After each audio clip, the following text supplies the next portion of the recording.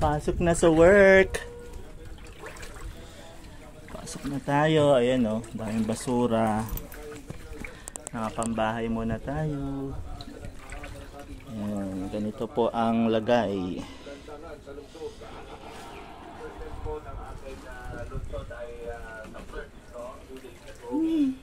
Bumaba na yung bahay nila. Ay putsyat, anak, grabe. Oh, look. Daming basura. Oh my God. Sana walang ahas. Shit. Tapos pag uwi ko ganito ulit. The fuck. Oh my God. Ako, nabuhol pa sa akin yung... Ah, shit, what the fuck, shit. Oh my God. Ay, what the... Susme.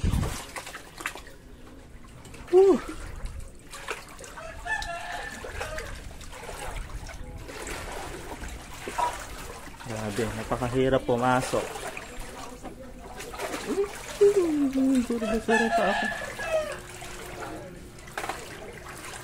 Zap.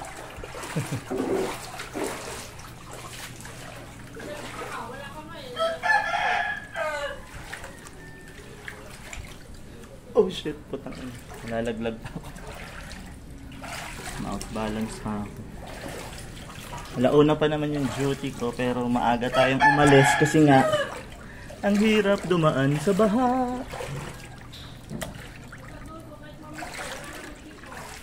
Yan. Ano lahat ng basura doon nilagay. Parang itinulak na lang ng itinulak doon ah. Mag-iisip talaga. Nasira na yung gate nila oh. Yung mga house namin nagbagsakan.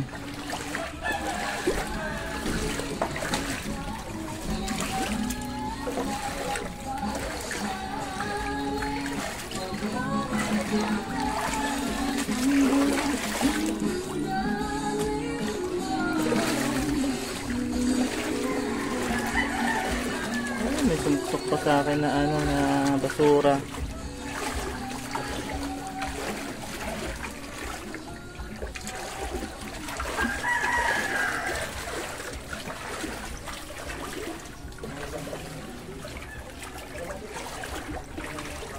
Ang daming basura sa ano, sa mga ilalim-ilalim.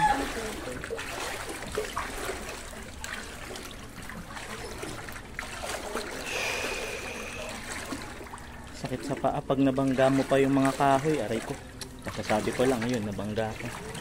May mga kahoy sa ilalim. Sakit pag nauntog sa ano mo. Ay nako.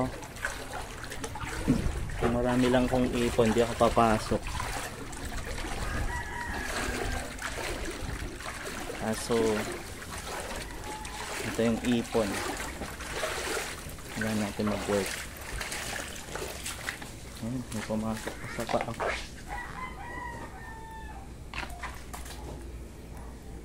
Ang dulas na ng paa ko. Puro ano na.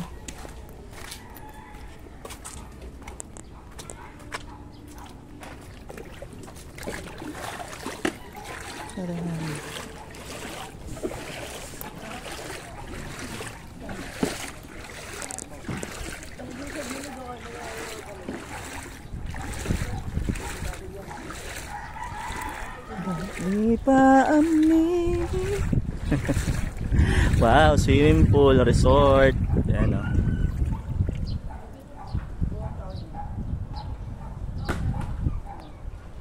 Ay, paano ako magpipicture?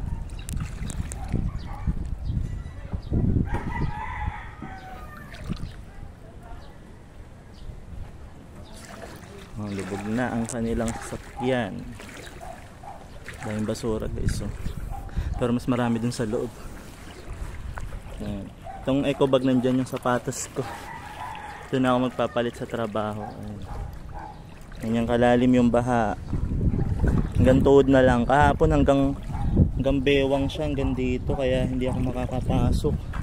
Babasa yung bayag ko. Ngayon at least pwede na. Kasi hanggang tuhod lang. Ayan.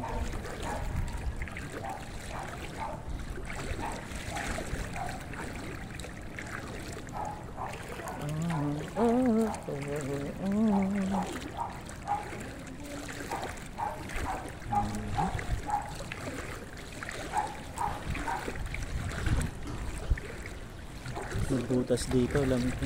Baka manusot ako.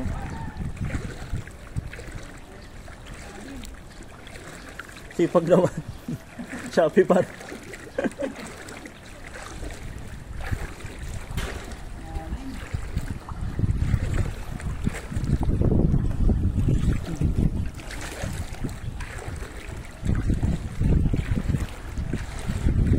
Mababaw na dito pero hanggang dun pa ang baha na lalakarin ko.